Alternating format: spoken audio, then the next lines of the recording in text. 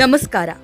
ಸ್ಪರ್ಧಾತ್ಮಕ ಮತ್ತು ಇತರೆ ವೃತ್ತಿಪರ ಕೋರ್ಸ್ಗಳ ಪ್ರವೇಶ ಪರೀಕ್ಷೆಗಳಿಗೆ ತಯಾರಿ ನಡೆಸುವ ಸಾಕಷ್ಟು ಅಭ್ಯರ್ಥಿಗಳಿಗೆ ಎಕ್ಸಾಮ್ಸ್ ಹೇಗಾಗುತ್ತೆ, ಎಕ್ಸಾಮ್ ಹಾಲ್ ಒಳಗಿನ ಕಾರ್ಯಚಟುವಟಿಕೆಗಳ ಬಗ್ಗೆ ಸಾಕಷ್ಟು ಗೊಂದಲ ಇರುತ್ತೆ. ಆ ಎಲ್ಲಾ ಗೊಂದಲಗಳನ್ನ ನಿವಾರಿಸಬೇಕಂತ ಕರ್ನಾಟಕ ಪರೀಕ್ಷಾ ಪ್ರಾಧಿಕಾರವು ಈ ಡೆಮೋ ವಿಡಿಯೋವನ್ನ ಮಾಡ್ತಾ ಇದೆ. ಅಭ್ಯರ್ಥಿಯು ಎಕ್ಸಾಮ್ ಸೆಂಟರ್ಗೆ ಬಂದ ತಕ್ಷಣ ಮೊದಲು ನೋಟಿಸ್ ಬೋರ್ಡ್ನಲ್ಲಿ ತನ್ನ ಹೆಸರು ಮತ್ತು ಹಾಲ್ ಟಿಕೆಟ್ ನಂಬರ್ ಖಚಿತಪಡಿಸಿಕೊಳ್ಳಬೇಕು. ನಂತರ ಮೊದಲ ಬೆಲ್ಗಿಂತ 1 ಗಂಟೆ ಮುಂಚೆ ಅಭ್ಯರ್ಥಿಗಳು ತಮ್ಮ ಬ್ಯಾಗ್ಗಳನ್ನ ಒಂದು ಕೊಠಡಿಯಲ್ಲಿ ಇಟ್ಟು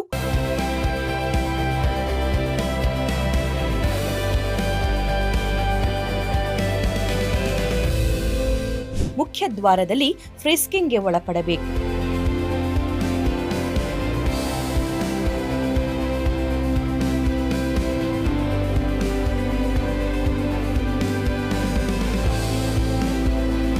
ನಂತರ ಅಭ್ಯರ್ಥಿಗಳ ಫೋಟೋವನ್ನ ಪರಿಶೀಲಿಸಿ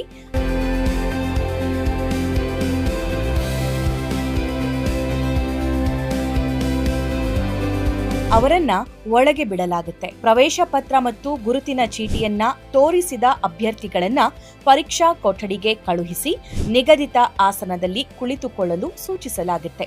ಬೆಳಿಗ್ಗೆ ಮೊದಲ ಬೆಲ್ ಆಗುತ್ತೆ. ಆಗ ಕೊಠಡಿಯ ಮೇಲ್ವಿಚಾರಕರು ಪ್ರವೇಶ ಪತ್ರದಲ್ಲಿರುವ ಭಾವಚಿತ್ರ ಮತ್ತು ಗುರುತಿನ ಚೀಟಿಯಲ್ಲಿರುವ ಫೋಟೋವನ್ನ ಅಭ್ಯರ್ಥಿಗಳ ಜೊತೆ ಪರಿಶೀಲಿಸುತ್ತಾರೆ. ನಂತರ ಪರೀಕ್ಷಾ ಮೇಲ್ವಿಚಾರಕರು ಅಭ್ಯರ್ಥಿಗಳ OMR ವಿವರಿಸುತ್ತಾರೆ. ಆಗ ಅಭ್ಯರ್ಥಿಗಳು ತಮ್ಮ ಹೆಸರು, ನೋಂದಣಿ ಸಂಖ್ಯೆಯನ್ನ ತುಂಬಾ ಎಚ್ಚರಿಕೆಯಿಂದ OMRನಲ್ಲಿ ಬರೆಯಬೇಕು. ವೃತ್ತಗಳನ್ನ ಭರ್ತಿ ಮಾಡಬೇಕು ಮತ್ತು ಪ್ರವೇಶ ಪತ್ರದಲ್ಲಿರುವ ನಂಬರ್ ಸರಿಯಾಗಿದೆಯೋ ಇಲ್ವೋ ಅಂತ ಖಚಿತಪಡಿಸಿಕೊಳ್ಳಬೇಕು. ಮೊದಲ ಬೆಲ್ ಆದ 15 ನಿಮಿಷಕ್ಕೆ ಎರಡನೇ ಬೆಲ್ ಆಗುತ್ತೆ. ಇದು ಪ್ರಶ್ನೆ ಪತ್ರಿಕೆ ಸೀಲ್ ತೆರೆಯುವ ಸಮಯ. ಅದಾದ 5 ನಿಮಿಷಕ್ಕೆ ಚೀಫ್ ಇನ್ವಿಜಿಲೇಟರ್ ಪ್ರಶ್ನೆ ಪತ್ರಿಕೆಯ ಸೀಲನ್ನ ಮೇಲ್ವಿಚಾರಕರಿಗೆ ನೀಡುತ್ತಾರೆ. ಮೇಲ್ವಿಚಾರಕರು ಅಭ್ಯರ್ಥಿಗಳ ಮುಂದೆ ಸೀಲ್ ಮಾಡಿದ ಪ್ರಶ್ನೆ ಪತ್ರಿಕೆಯನ್ನ ತೋರಿಸಿ ಮೊದಲು ಇಬ್ಬರು ಅಭ್ಯರ್ಥಿಗಳ ಸಹಿಯನ್ನ ಪಡಿತಾರೆ. ಸಹಿ ಪಡೆದ 5 ನಿಮಿಷಕ್ಕೆ ಸೀಲ್ ತೆರೆದು ಪ್ರಶ್ನೆ ಪತ್ರಿಕೆಯನ್ನ ವಿತರಿಸಲಾಗುತ್ತೆ. ಆಗ ಅಭ್ಯರ್ಥಿಗಳು ಪ್ರಶ್ನೆ ಪತ್ರಿಕೆಯ ವರ್ಷನ್ ಕೋಡ್ ಮತ್ತು ಕ್ರಮ ಸಂಖ್ಯೆಯನ್ನ OMR ಶೀಟ್ನ ವೃತ್ತದಲ್ಲಿ ತುಂಬಬೇಕು. OMRನ ನಿಗದಿತ ಜಾಗದಲ್ಲಿ ಸಹಿ ಮಾಡಬೇಕು. ವಿಶೇಷ ಸೂಚನೆ: ಪ್ರಶ್ನೆ ಪತ್ರಿಕೆಯ ಬಂಡಲ್ ಅನ್ನ ಪರೀಕ್ಷಾ ಮೇಲ್ವಿಚಾರಕರನ್ನ ಹೊರತುಪಡಿಸಿ ಇನ್ನೊಬ್ಬರು ತೆರೆಯೋದಕ್ಕೆ ಅವಕಾಶ ಇರೋದಿಲ್ಲ. ಫಾರ್ ಎಕ್ಸಾಂಪಲ್, ಆ ಶಾಲೆಯ ಪ್ರಾಂಶುಪಾಲರು, ಇತರೆ ಅಧಿಕಾರಿಗಳು ಯಾರೂ ಕೂಡ ತೆರೆಯೋದಕ್ಕೆ ಅವಕಾಶ ಇರುವುದಿಲ್ಲ. ಈ ಅಧಿಕಾರ ಕೇವಲ ಮೇಲ್ವಿಚಾರಕರಿಗೆ ಮಾತ್ರ ಅನ್ವಯಿಸುತ್ತೆ. 3ನೇ ಬೆಲ್ ಆಗುವವರೆಗೂ ಅಭ್ಯರ್ಥಿಗಳು ಪ್ರಶ್ನೆ ಪತ್ರಿಕೆಯನ್ನ ತೆರೆಯುವಂತಿಲ್ಲ ಮತ್ತು OMRನಲ್ಲಿ ಉತ್ತರಿಸೋದಕ್ಕೆ ಅವಕಾಶ ಇರುವುದಿಲ್ಲ. ನಂತರ ಕೊಠಡಿ ಮೇಲ್ವಿಚಾರಕರು ಅಭ್ಯರ್ಥಿಗಳ ಸಹಿಯನ್ನ ನಾಮಿನಲ್ ರೋಲ್ನಲ್ಲಿ ಪಡೆದು ಮುದ್ರಿತವಾಗಿರುವ ಸಹಿಯೊಂದಿಗೆ ತಾಳೆ ಮಾಡ್ತಾರೆ. ಮೊದಲ ಬೆಲ್ ಆದ ಅರ್ಧ ಗಂಟೆಗೆ ಸರಿಯಾಗಿ 3ನೇ ಬೆಲ್ ಆಗುತ್ತೆ. ಇದು ಪರೀಕ್ಷೆ ಆರಂಭವಾಗ್ತಾ ಇದೆ ಅನ್ನೋದನ್ನ ಸೂಚಿಸುತ್ತೆ.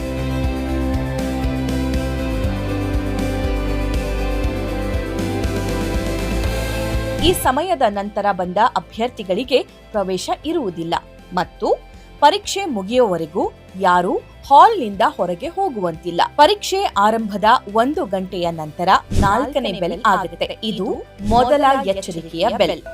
ಪರೀಕ್ಷೆ ಆರಂಭವಾಗಿ 1 ಗಂಟೆ ಪೂರ್ಣವಾಯಿತು ಅನ್ನೋ ಸೂಚನೆ ಇದು ನೀಡುತ್ತೆ. ಸೂಚನೆ ಬೆಲ್ ಆದ 15 ನಿಮಿಷಕ್ಕೆ 5ನೇ ಬೆಲ್ ಆಗುತ್ತೆ. ಇದು ಎರಡನೇ ಎಚ್ಚರಿಕೆಯ ಬೆಲ್. 15 ನಿಮಿಷ ಮಾತ್ರ ಬಾಕಿ ಇದೆ ಅನ್ನೋದನ್ನ ಸೂಚಿಸುತ್ತೆ. ಇಲ್ಲಿ ಗೈರಾದ ಅಭ್ಯರ್ಥಿಗಳ ಪ್ರಶ್ನೆ ಪತ್ರಿಕೆಯನ್ನ ಮೇಲ್ವಿಚಾರಕರು ಸ್ವೀಕರಿಸಿ ಬಂಡಲ್ ಮಾಡಿ ಸೀಲ್ ಮಾಡ್ತಾರೆ. ಪರೀಕ್ಷೆ ಮುಗಿಯೋದಕ್ಕೆ 5 ನಿಮಿಷ ಇರುವಾಗ 6ನೇ ಬೆಲ್ ಆಗುತ್ತೆ. ಇದು ಕೊನೆಯ ಎಚ್ಚರಿಕೆ. ಪರೀಕ್ಷೆ ಮುಗಿಸೋದಕ್ಕೆ 5 ನಿಮಿಷ ಮಾತ್ರ ಬಾಕಿ ಇದೆ ಎಂಬ ಸೂಚನೆಯನ್ನ ಮೇಲ್ವಿಚಾರಕರು ನೀಡ್ತಾರೆ. ಪರೀಕ್ಷೆ ಮುಗಿದ ನಂತರ 7ನೇ ಬೆಲ್ ಆಗುತ್ತೆ. ಇದು ಪರೀಕ್ಷೆ ಮುಕ್ತಾಯದ ಸೂಚನೆ. ಮೇಲ್ವಿಚಾರಕರು ಅಭ್ಯರ್ಥಿಗಳು ಪರೀಕ್ಷೆ ನಿಲ್ಲಿಸಿದ್ದಾರೆಯೇ ಇಲ್ವಾ ಅಂತ ಪರಿಶೀಲಿಸುತ್ತಾರೆ. ಈ ಬೆಲ್ ನಂತರ ಅಭ್ಯರ್ಥಿಗಳು ಉತ್ತರಿಸದೇ ಇರುವ ಪ್ರಶ್ನೆಗಳಿಗೆ 5ನೇ ಬಬಲ್ ಅನ್ನ ಭರ್ತಿ ಮಾಡುವುದು ಕಡ್ಡಾಯ.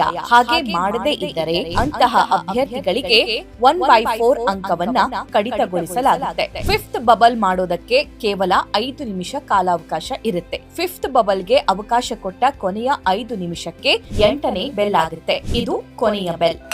ಮೇಲ್ವಿಚಾರಕರು OMR ಶೀಟ್ಗಳನ್ನ ಸಂಗ್ರಹಿಸಿ ಸರಿಯಾಗಿ ಪ್ಯಾಕ್ ಮಾಡ್ತಾರೆ. OMR ನ ಮೇಲಿನ ಪ್ರತಿಯನ್ನ ಮೇಲ್ವಿಚಾರಕರು ಮತ್ತು ಕಾರ್ಬನ್ ಕಾಪಿಯನ್ನ ಅಭ್ಯರ್ಥಿಗಳು ತೆಗೆದುಕೊಂಡು ಹೋಗಬಹುದು. ಇದು ಕರ್ನಾಟಕ ಪರೀಕ್ಷಾ ಪ್ರಾಧಿಕಾರ ನಡೆಸುವ ಪರೀಕ್ಷಾ ವಿಧಾನ ಮತ್ತು ಅಭ್ಯರ್ಥಿಗಳಲ್ಲಿ ಇರುವ ಎಲ್ಲಾ ಗೊಂದಲವನ್ನ ಬಗೆಹರಿಸಲು ಮಾಡಿರುವ ಡೆಮೋ ವಿಡಿಯೋ. ಪ್ರಾಮಾಣಿಕ ಪಾರದರ್ಶಕ ಪರೀಕ್ಷಾ ವ್ಯವಸ್ಥೆಯನ್ನ ನಿಮ್ಮೆಲ್ಲರ ಜೊತೆ ಹಂಚಿಕೊಳ್ಳುವ ಮತ್ತು ವಿದ್ಯಾರ್ಥಿಗಳ ಗೊಂದಲ ಬಗೆಹರಿಸಲು ಈ ವಿಡಿಯೋ ಸಹಕಾರಿಯಾಗಿದೆ ಅಂತ ಭಾವಿಸುತ್ತೀವಿ. ನಿಮ್ಮೆಲ್ಲರಿಗೂ ಎಕ್ಸಾಮ್ ಹಾಲ್ಗೆ ಬಂದಾಗಿಂದ ಹೋಗೋವರೆಗೂ ಸಂಪೂರ್ಣ ಮಾಹಿತಿ ಇಲ್ಲಿ ಸಿಕ್ಕಿದೆ. ಎಲ್ಲಾ ಅಭ್ಯರ್ಥಿಗಳಿಗೆ ಶುಭವಾಗಲಿ. ಧನ್ಯವಾದಗಳು. ಮಾಡಬಾರದ ಕೆಲಸಗಳು.